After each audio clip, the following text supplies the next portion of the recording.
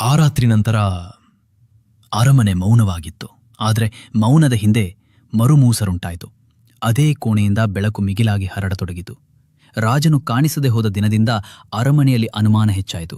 ಅದರಲ್ಲಿ ಒಬ್ಬ ಕುತೂಹಲಭರಿತ ಯುವ ರಾಜಪುತ್ರ ಯುವನಂದನ ತನಗೆ ಅನಾಮಿಕ ಪತ್ರವೊಂದು ಬಂದ ವಿಷಯವನ್ನು ತಾಯಿಗೆ ಹೇಳಿದ. ಅದರಲ್ಲಿ ಬರಹ ಇತ್ತು. ಅವನಿಲ್ಲ, ಆದರೆ ಅವನ ಶ್ವಾಸವೂ ಇಲ್ಲ ಅನ್ನೋದು ತಪ್ಪು.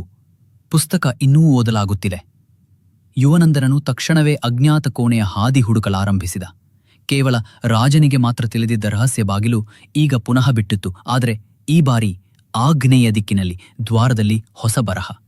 ಇಲ್ಲಿ ಬರುವವನು ಜ್ಞಾನಪಥ ಅಥವಾ ನಾಶಪಥದಲ್ಲಿ ನಡೆಯಬೇಕು, ಮಧ್ಯಮ ಇಲ್ಲ. ಒಳಕ್ಕೆ ಹೋದ ಯುವನಂದನ ಒಂದೇ ತಂಗಾಳಿ, ಒಂದೇ ಪುಸ್ತಕ. ಆದರೆ ಈ ಬಾರಿ ಅದರ ಪುಟಗಳು ತಿರುಗುತ್ತಿರಲಿಲ್ಲ. ಪುಟಗಳ ನಡುವೆ ಇರೋ ಪಟ್ಟೆಗಳು ಅರಗಿ ಹೋಗಿದ್ದವು. ಆ ಸಮಯದಲ್ಲಿ ಗೋಡೆಯಿಂದ ಮತ್ತೆ ಬರಹ ಹೊರಬರತೊಡಗಿತು.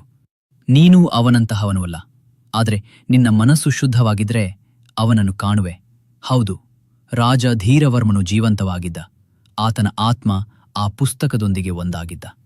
ಅವನು ತನ್ನ ಶರೀರವನ್ನು ತ್ಯಜಿಸಿದ್ದ, ಆದರೆ ತನ್ನ ಪ್ರಜ್ಞೆಯನ್ನು ಶಾಪದಿಂದ ವಿಮೋಚನೆಗಾಗಿ ಬದಲಾಯಿಸಿದ್ದ. ಅವನು ಹೇಳಿದ ಕಥೆಗಳು, ಶಪಥಗಳು ಎಲ್ಲವೂ ಪುಸ್ತಕದಲ್ಲಿ ಅಡಗಿ ಹೋಗಿದ್ದವು. ಆದರೆ ಅವನ ಪ್ರಜ್ಞೆ ಕೇಳುವವನು ಶುದ್ಧನಾದಾಗ ಮಾತ್ರ ಉಚ್ಚರಿಸಬಹುದಾದ ಸತ್ಯಗಳೊಂದಿಗೆ ಬದುಕುತ್ತಿದೆ. ಕಥೆಯ ತಿರುವು ಯುವನಂದನನಿಗೆ ಆಯ್ಕೆಯಾಗಿತು. ಪುಸ್ತಕವನ್ನು ಮುಚ್ಚಿ ತಿರುಗುವುದು ಅಥವಾ ಪುಟ ತಿರುಗಿಸದೆ ಗಂಭೀರವಾದ ಸತ್ಯದ ಪಥದಲ್ಲಿ ಕಾಲಿಡುವುದು. ಆತನ ಹೃದಯದಲ್ಲಿ ಧ್ವನಿ: ನಾನು ಪ್ರಜೆಗೆ ಮಾತ್ರ ರಾಜನಾಗಿಲ್ಲ, ನಾನು ಸತ್ಯಕ್ಕೆ ಬದ್ಧನಾಗಿದ್ದ ಒಬ್ಬ ಯೋಧನಾಗಿದ್ದೆ. ಅವನ ಕೈ ಪುಸ್ತಕದ ಕಡೆಗೆ ಹೋದ ಕ್ಷಣ ಒಂದು ಬೆಳ್ಳಿ ಬಣ್ಣದ ತೇಜಸ್ಸು ಕೋಣೆಯನ್ನು ಆವರಿಸಿತು. ಆತನು ಅಲ್ಲಿಯೇ ಕತ್ತಲಿಗೆ ಸೆರೆಯಾಗಲಿಲ್ಲ, ಆದರೆ ಅವನು ಹಿಂದಿನಂತಹವನು ಇರಲಿಲ್ಲ. ಇದೇ ಅಂತ್ಯವೇ? ಇಲ್ಲ. ಈಗ ರಾಜಮಹಲ್ನ ಗೋಡೆಗಳಲ್ಲಿ ಎರಡು ಆತ್ಮಗಳು ಇವೆ. ಒಂದು ಶಪಥದ ರಕ್ಷಕ, ಇನ್ನೊಂದು ಸತ್ಯದ ಪಥದ ಹುಡುಕುವವ.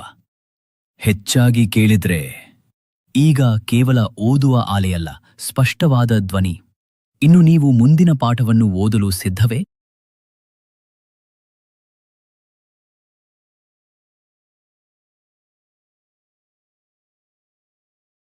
Like and subscribe for the next part.